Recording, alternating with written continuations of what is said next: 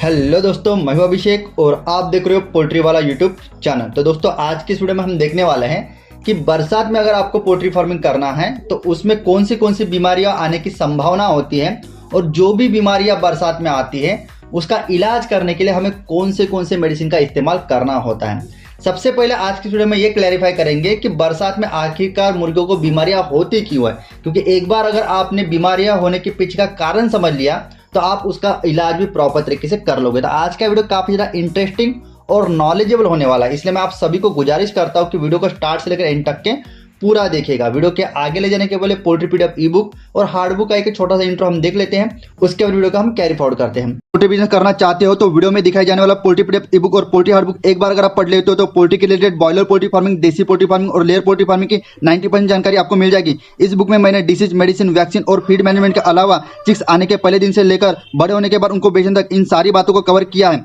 Poultry PDF ई book और poultry hard book दोनों में भी सेम इंफॉर्मेशन दी गई है और ये दोनों भी बुक आपको हिंदी, इंग्लिश और मराठी भाषा में मिल जाएंगे। पीडीएफ ई बुक आपको मात्र 50 रुपये में मिल जाएगा और हार्ड बुक आपको 250 रुपये में मिल जाएगा अगर आप प्रीपेड 250 रुपये ऑनलाइन पे करके इस बुक को खरीदते हो तो। और अगर आप कैश ऑन डिलीवरी पे इस बुक को मंगवाना चाहते हो तो आपको 50 रुपये एक्स्ट्रा कैश कलेक्टिंग चार्जेस पे करना पड़ेगा। अधिक जानकारी के लिए या फिर इस बुक को खरीदने के लिए 91761143 इस व्हाट्सएप नंबर पर मैसेज कीजिए।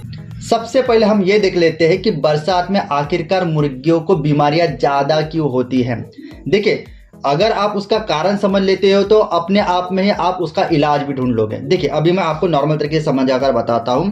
अभी का जो मौसम चल रहा है, आज का जो डेट है 7 जुलाई 2022, आज की मैं बात कर रहा हूं। अभी तक पूरी तरीके से धूप काले का मौसम गया नहीं है और पूरी तरीके से बरसात का मौसम आया हुआ नहीं है। जब भी बरसात आने की होती है उसके 3 से लेकर 4 घंटे के पहले जो इन्वायरमेंट में जो एक मौसम होता है वो काफ़ी चिपचिपाहट वाला होता है, काफ़ी नुमस भरा होता है, काफ़ी ज़्यादा उसमें ह्यूमिडिटी तैयार हो जाती है। तो ऐसे में आपने महसूस किया होगा आपको काफ़ी ज़्यादा सफोकेशन, काफ़ी चिड़चिड़ाहटपन लगता है। तो यही चीज़ें जो हमारे साथ होती है, यही चीज़ें मुर्गियों के साथ भी होती है जो उनके हेल्थ पर असर डालती है। कहने का मतलब, जब कभी भी इन्वायरमेंट में फ्लक्चुएशन होता है, टेम्परेचर में फ्लक्चुएशन होता है। टेम्परेचर में फ्लक्चुएशन मतलब सवेरे को 10, 11, 12 बजे देखा जाए तो टेम्परेचर है 38 डिग्री। उसके बाद शाम को जैसे बरसात हो जाती है तो टेम्परेचर चला जाता है 28 डिग्री। तो जो मुर्गियों का जो शरीर होता है, ये जो इन्वायरमेंट में फ्लक्चुएशन आ रहा है, इन्वायरमेंट या फिर टेम्परेचर में फ्लक्चुएशन आ रहा है, उसको एडॉप्ट नहीं कर पाता। इम्यून पावर कम होने की वजह से फिर उनकी हेल्थ खराब होती है। समझ पा रहे हो बात? इसी की वजह से आपकी मुर्गियाँ बीमार गिर रही हैं। तो इसके ऊपर भी हम इलाज करेंगे। चलिए, तो आपको ये बात तो यहाँ तक के समझ में आ गई कि टेम्परेचर में फ्लक्चुएशन की वजह से मुर्गियों के जो हेल्थ होता है उस पर तो असर गिर रहा है, लेकिन इसके बावजूद भी 2-3 अन्य फैक्टर है जो मुर्गियों के हेल्थ पर असर डालती है। आप पूरी तरीके से पहले मुर्गी बीमार करने के पीछे कारण समझ लीजिए, उसके बाद में वीडियो के आगे आपको जो भी बीमारियां होती है उसकी दवाइयों के नाम भी प्रॉपर तरीके से बताने वाला हूँ। सबसे पहली बात, बरसात में क्या होता है ना, जो भी आपका पतरा होगा, टीन का पतरा होगा, सीमेंट का पतरा होगा, अगर वो लीकेज रहेगा या फिर बरसात जब शुरू हो जाती है काफ़ी ज़्यादा आंधी के वजह से आजू और बाजू के साइड्स जो होती है पोल्ट्री की, वहाँ से अगर हवा के माध्यम से पानी भीतर आ जाता है, कारण कोई भी हो, किसी भी कारण के चलते बरसात में अगर आपका लीटर गीला हो जाता है तो गीले लीटर से काफ़ी ज़्यादा गैस बनती है और गैस जितनी ज़्यादा बनेगी तो मुर्गियों को CRD का प्रॉब्लम और कोराजा का प्रॉब्लम बढ़ जाएगा। समझ पा रहे हो? तो कहने का मतलब है, कारण कोई भी क्यों ना हो, आपका टीन का पतरा लीकेज हो, सीमेंट का पतरा लीकेज हो, आपकी तरपाल लीकेज हो या फिर तेज आंधी तूफान से शेड के भीतर में पानी घुसने का प्रमाण हो, आपको किसी भी तरीके से लीटर पर पानी नहीं गिरने देना है, क्योंकि गीला लीटर होगा तो गैस बनेगी और जैसे कि मैंने बोला CRD और कोराइजा होगा। दूसरा प्रॉब्लम होता है दोस्तों, साफ सुथरा जो पानी होता है अपने मुर्गों को पीने के लिए ना मिलना। जैसे कि आपने देखा होगा बरसात के मौसम में नदी तालाब काफ़ी भर जाते हैं। महानगर पालिका, नगर पालिका से जो हमें पानी नल के माध्यम के द्वारा पीने को मिलता है वो भी कभी कभार बहुत ज़्यादा दूषित होता है, क्योंकि उतना गाढ़ा पानी एक प्यूरीफायर को प्यूरीफाइड करना काफ़ी ज़्यादा दिक्कत जाता है।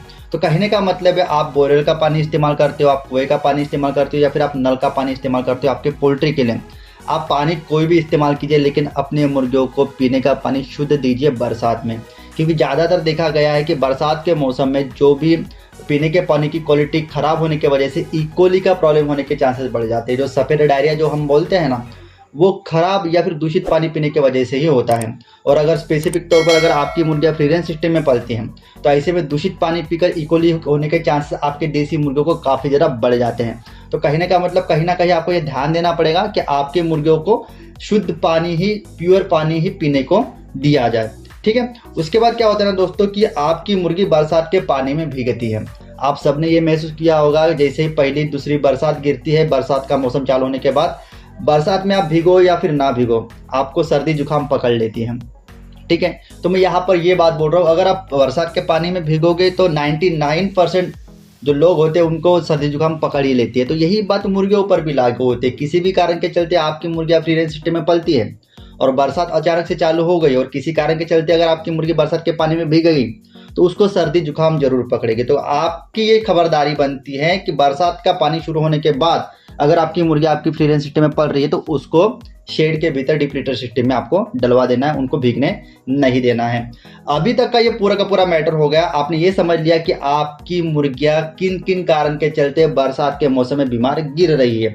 अभी हम डिस्कशन करेंगे कि इन बीमारियों को रोकने के लिए कौन सी उपाय हमने करने पड़ता है या फिर कौन सी मेडिसिन हम उनको दे सकते हैं।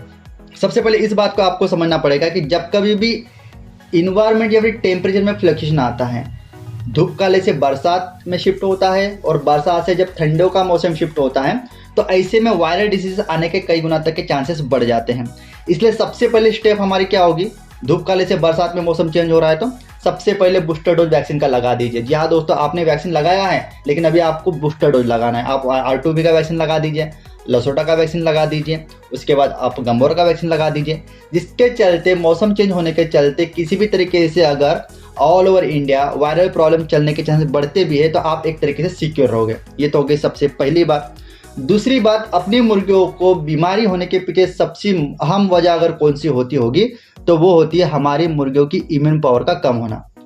तो इसका सीधा सा मतलब है मुर्गियों को बीमारी अगर हमें नहीं होने देना है तो उसकी इम्यून पावर बढ़ाओ। तो इम्यून पावर हम किस तरीके से बढ़ा सकते हैं, इम्यून बूस्टर करके जितने भी मेडिसिन मार्केट में आती है हफ्ते में 3 हफ्ते तक के लगातार दीजिए। चाहे फिर आप वाइमेरा दे सकते हो, चाहे तो फिर आप मल्टीस्टार दे सकते हो, या फिर आप इम्यून बूस्टर लिक्विड दे सकते हो। दवाई कौन सी भी हो, मल्टीविटामिन कैटेगरी की कोई भी मेडिसिन अगर आप उसको हफ्ते में 3 दिन देते हो लगातार 3 हफ्ते तक के, तो आपकी मुर्गियों की हेल्थ और इम्यून पावर काफ़ी ज़्यादा बढ़ जाएगी, उसकी रेजिस्टेंस पावर डिसीज के अगेंस्ट बढ़ जाएगी। इसी के चलते वो अपने शरीर को इन्वायरमेंट के हिसाब से स्टेबल भी कर देगी और साथ ही साथ अलग अलग जो भी बीमारियां होती है उसको भी रोकथाम करने के लिए एक तरीके से अपनी इम्यून तैयार कर देगी।